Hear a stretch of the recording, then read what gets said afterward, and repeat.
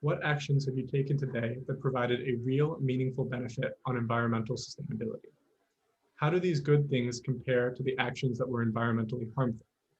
Scientists agree that we have 9 years to make radical changes to our society in order to avoid environmental catastrophe.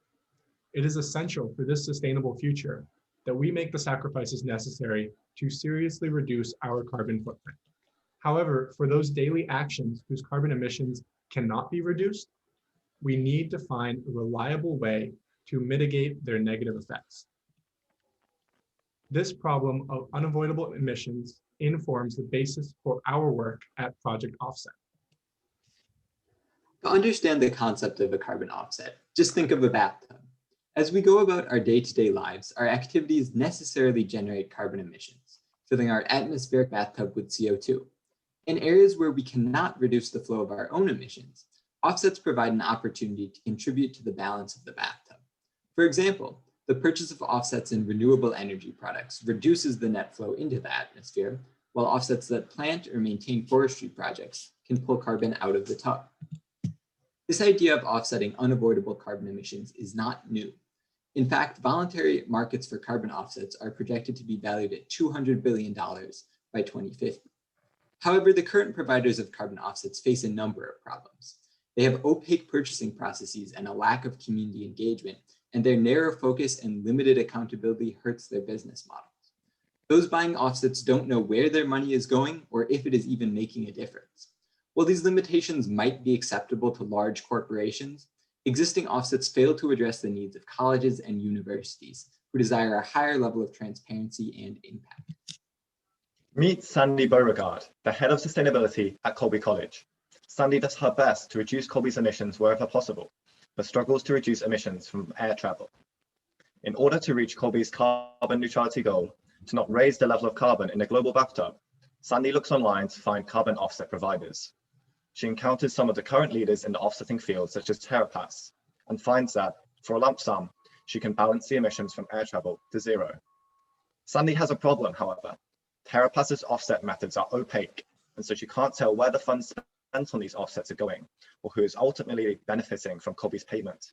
What's more, like many other colleges, Colby places high value on climate justice, and so Sandy wants reassurance that Colby's money is benefiting those who are hit first and worst by climate change. Let's now meet Mitchell Lynch, the owner of a seaweed farm along the Maine coast.